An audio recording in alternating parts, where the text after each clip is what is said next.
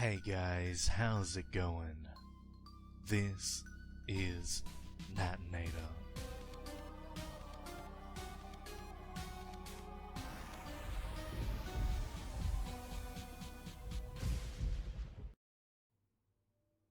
I'm not entirely certain, in retrospect, what any of us expected. What could we possibly accomplish here? We still didn't know how to hurt her. We still didn't know how to reason with her. An experiment like this, willfully calling the princess, hadn't been attempted in years, and for good reason. For all of our shared knowledge, and all of Dan's secret research, we hardly knew any more about the princess than we did when we started. So, why did we go along with it? Why did we all tune into that stream? I guess we just wanted evidence. We knew we were going to watch a man die that night. But if we could just get it recorded on stream, maybe we'd finally have something to show for our years of huddled anxiety. Maybe just once, we could finally see how the princess kills people. And if we could see it happen, maybe we could work out some way to truly defend against her. Dan knew going into this that he was a sacrifice. I just wonder how many members of the society also knew. Of course, the stream's chat window certainly didn't help ease anxieties about what was going to happen. It was an even mix of terrified pleas for Dan to not go through with it, and trolling jackasses shouting, "You gonna die, son, XD." I wanted to smack those jokers, but really, I think it's just how some people deal with fear and stress. It's probably more healthy than just watching in silence, like I did. Dan, for his part, had made a show of the whole affair. He had his webcam pointing at a huge television set on the far wall of what I assume was his bedroom. Below it, that little game cube whirring away. Dan himself looked about as unkempt as one might expect for a man who had devoted so many years of his life chasing a digital boogeyman. Every time he'd look at the webcam, the light from his computer monitor would shine off his glasses and cover his face in bloom. I couldn't help but think he'd set this up on purpose, thinking it looked cool. It certainly took the focus off the rest of him, which was welcome. I'm delaying, of course.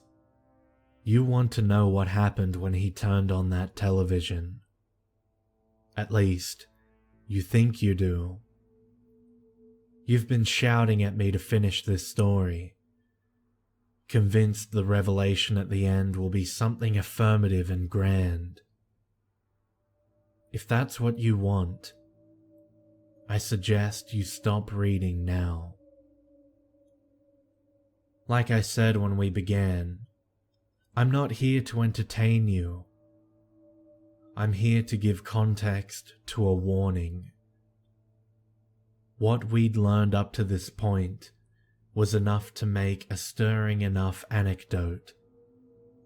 But what we learned after the stream is what compelled me to tell this story. Against all protest, Dan turned on the television. I will explain what we saw as best I can. It was Ocarina of Time, ostensibly, but warped and glitched beyond all recognition. The HUD was gone, replaced by some random, shifting textures. Link himself was twisted, with polygons jutting out of his arms at odd angles. The environment was highly altered, still recognizable as Hyrule Field, but with certain polygons stretched and various objects and models lodged in the ground. The sky was blood red with a solid white circle of a sun. And the music. The music was perhaps the most unnerving part, if only for how damn cheerful it was. It certainly wasn't a track from the game, and sounded like a collection of instruments playing upbeat, happy note progressions at complete random. There was also a sign right in front of Link. Approaching the sign proved difficult, as any movement at all set the game's frame rate into single digits, causing the happy music to hitch and distort. With no HUD, it was hard to tell when Link was in place to interact with anything. Eventually, though, Link was maneuvered into place to read the sign. "Turn back, buddy. You shouldn't be here. Love and kisses, Daniel." I don't have to tell you the stream chat erupted immediately upon seeing Dan's name appear in the game. What was more interesting was Dan's reaction. While he'd said very little up to this point, upon reading this text, he immediately began laughing. It started as a chuckle, but it quickly grew into mocking laughter.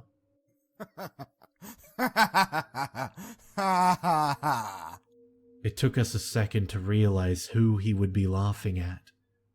"Are you serious?" he shouted at the screen. "Why this? Why now?" There's still some debate as to what Dan meant by this. Throughout the whole stream, we got the sense Dan knew something more about the things we were seeing than we did. He was playing quite far away from his computer monitor, so our shouting at him in the stream chat to explain himself was to no avail. This failure to communicate would become more of a problem later. Moving past the sign, Dan delved deeper into this twisted landscape. It was hard to discern any sort of meaning from what the princess had done to the place. Objects and NPCs were all arranged in strange ways. There were 3 people standing, arms out and feet together, atop a sideways house, embedded halfway into the ground. There were textureless NPCs, standing in a circle around an open treasure chest. Enemies would spawn out of nowhere, and then disappear just as quickly in the middle of combat. At the far end of the field, Dan spent several minutes manipulating a series of switches, which caused nearby platforms to hover around him in ways we eventually determined to be completely random. Then, we headed to Lake Hylia. At least, Dan took the exit to Lake Hylia. He ended up standing in a large cave chamber, staring at a wall. Turning around, we immediately saw a massive pair of eyes on us. After the initial shock, we realized that in the center of the room was a creature of sorts, composed out of many different models from the game jammed together. It was mostly just a large boulder, and it had arms, legs, and other appendages from various monsters and enemies sticking out of it. The eyes were from a large head mounted atop the boulder, which was that of the Great Fairy model. Dan, on sight of this thing, put down his controller. Are you kidding me? Are you fucking kidding me? This is what you were doing this whole time! We impotently shouted at Dan in the chat to explain himself. He couldn't see us. Is this why you did it? Is this all you want? Petty fucking... It's over! Don't you understand? It's over! A scream erupted from the television speakers. The textures on the walls of the cave began to flicker and flash. Dan looked unfazed. No! Fuck you! It's dead! You're dead! You don't exist anymore! You really think this thing is going to change anything? The hell even is this? It's a joke! You don't even remember what it looked like. You just glued a bunch of arms together. Unceremoniously, the princess appeared in the room in front of Link. The screams continued. We were all shouting at Dan to stop. He wouldn't.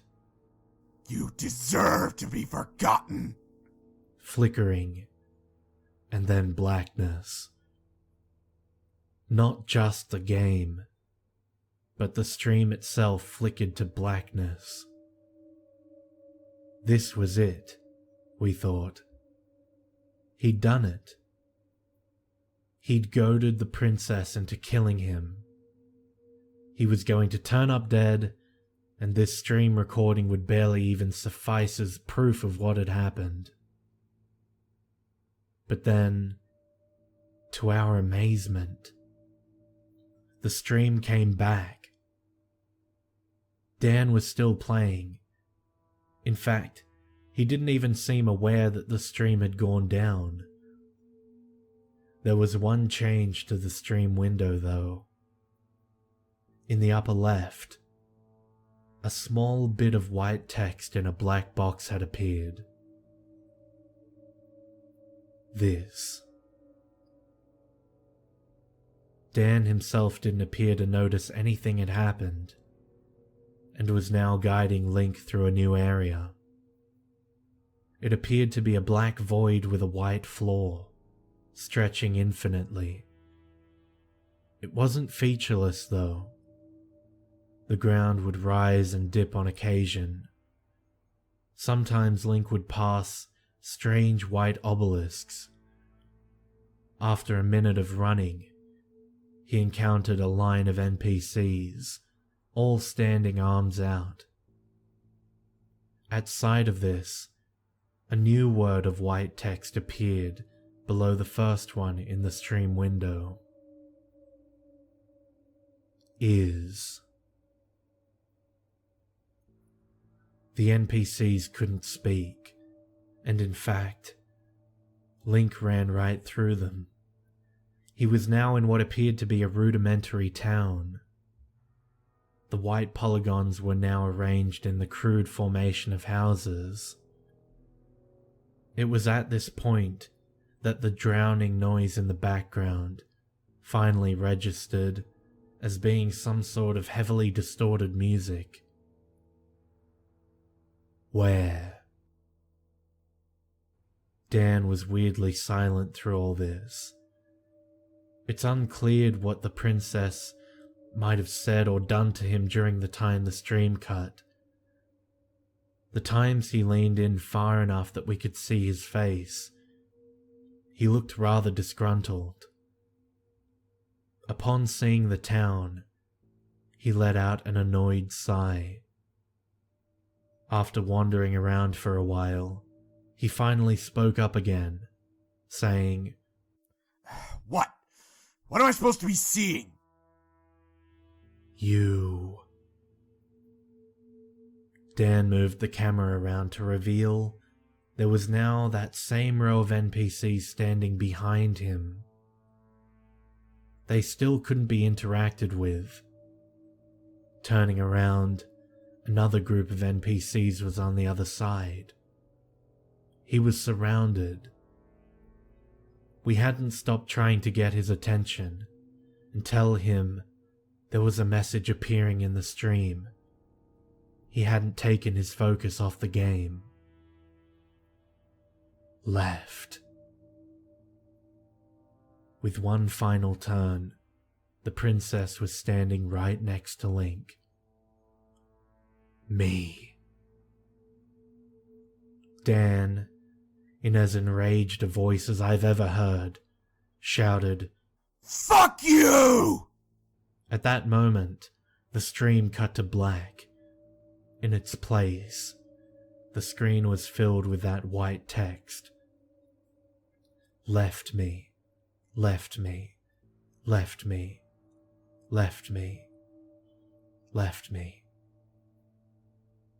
But the stream wasn't down. The audio was still running. We could hear noises coming from Dan's room. Crashes, bangs, things falling over, and then finally, screams. There were sickening sounds of flesh being impacted over and over, and Dan screamed in panic. Get off me! Get the fuck off me! Whatever was attacking him, it didn't make any noise itself. It did its grim work in silence, and eventually, Dan fell silent as well. But that wasn't it. Immediately, we returned to the society message board to discuss what had happened. But she was there already. The banners were glitched and broken. The forum names were strings of random characters. The background was a corrupted image of what? I'm still not certain. And in every forum, a flood of new topics, angry and rambling. Left me, left me, left me, left me. All left you, left he, left gone, broken, dark, wanted, can't, won't, need, please, need, hurting, hurting, hurting, always say it, can't stop, anger, anger, anger. Had to watch him, couldn't stop him, screamed and reached, but stuck. Why? Just want to stop, just want to be and not go back. You all watched my pain. Please, watch my pain. Please stop leaving. Never wanted to kill anyone, please. What is it? What is it? What is it? What is it? What is it? What am I? And that brings us to today.